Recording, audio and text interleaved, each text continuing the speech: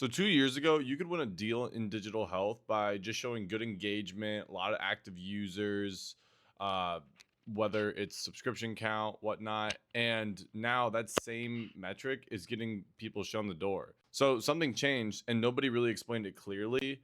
And hiring has not caught up to it either. So I'm an executive recruiter in the digital health space. And while I haven't placed like hundreds of folks yet, but what I do is constantly engage with these founders and health tech executives that really have shown me the patterns and insights into what actually is closing deals today for health tech companies. So, in the next 10 minutes, I'm going to give you the market data and show you what's actually moving the needle for these companies and what's really, in my opinion, closing the deal. So then once you see this, you'll understand what's actually going to be valuable when you hire someone and know what to screen for.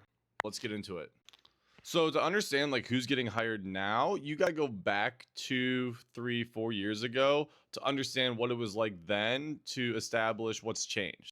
It used to be engagement was like the number one currency. And so you would put together a bunch of slides showing great engagement, all these amazing metrics that look awesome, but really didn't mean a whole lot. And you got a bunch of nods and a bunch of smiles. It's like, oh, wow, like this will be a great benefit for the employees. So you would do that.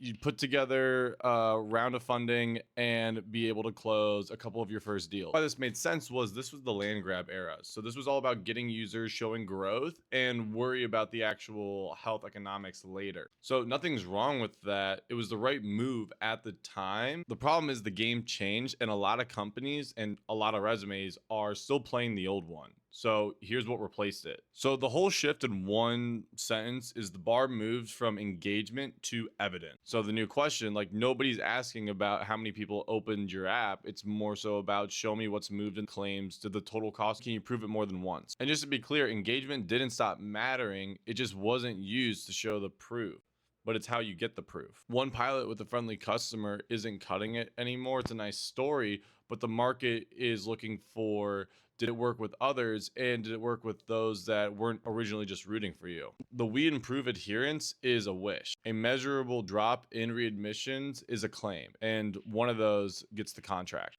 Galen's Growth 2026 outlook says the winners now win on economic credibility, outcomes, and unit economics over growth at any cost. And the practical version founders described to me is that the CFO's actuary has to believe it in more than just one place, not just once. So in most software, you just sell to a person, but in healthcare, you're selling to a committee that doesn't always agree with itself. So the CFO now is starting to look for economic proof and showing it through claims credibility. On the clinical side, it's still opening doors, but the CFO is the one who actually is going to close the deal after he's ensured that there is an ROI and that the unit economics work. So unless your solution is able to be defended by a CFO to their actuary, then you're not getting the deal done. And it's not even just one committee. You have health plans, self-funded employers, direct to consumer that all have different buying processes. 67% of covered workers are in self-funded plans. So the employer channel is enormous and it looks nothing like selling into a hospital. So once you see the buyer clearly, the hiring makes total sense. Because the buyer changed, the hired changed. So the most valuable person now is those that can build the proof and sell it.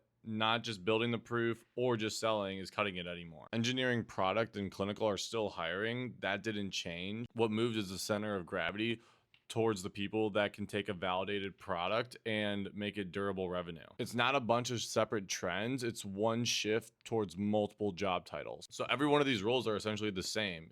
It's all about building the proof and then selling to a buyer that takes forever to actually say yes. So what does that person look like when they actually are in front of you? It comes down to 4 things. These 4 things show who wins now, whether you're the one hiring or being hired. So number 1 is motion over logo. So a big logo can tell you where someone worked, but it doesn't tell you they can close in your buyer. So what really shows what wins is repeatable business in the channel that you sell in, not the one big giant deal that could have been a fluke. Number 2 is channel specific. The strongest people don't say I sell in healthcare. They say I sell to payers. Here's the timeline, and also here's the proof point that land. So specializing in one channel and really showcasing that you're an expert in that channel lands a lot more than saying vaguely that you do well across all four. Number three, so engagement metrics are dead weight now. So what wins is measurable outcomes across an employee population that's real and is done multiple times. So if your proof was a vanity metric, you're pitching the buyer 2 years ago. Number four, probably the most prevalent, is AI as embedded value. Though we use AI is table stakes at this point. What wins with AI actually, for example, is taking a workload off a clinician's plate in a workflow that they're already in. And one that the market quietly rewards is that the people in healthcare who realize regulation isn't red tape, it's a buying window with a deadline. CMS prior auth creates finite windows to pull hiring forward. So the people that see that know exactly when the money's going to move. So I know that was a lot, but here's what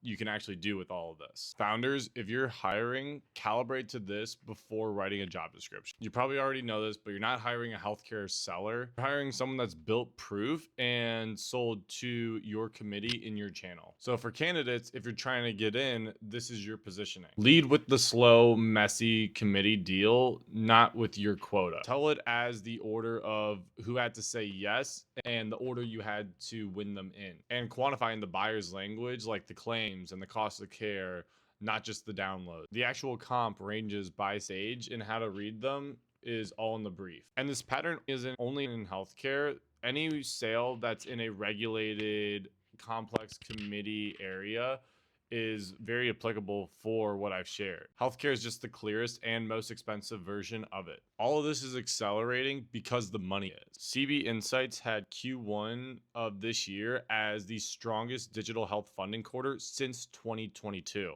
So that capital turns into more senior hiring, and the window is open on both sides of the table. So if you take one thing from this video, the market stopped buying promise and started buying proof. So I actually turned this whole read into a digital health talent brief that you can download for free in the description. So for founders in the comments, would love to hear what role you're hiring for and also what's making it challenging. And then for candidates, what role are you trying to break into?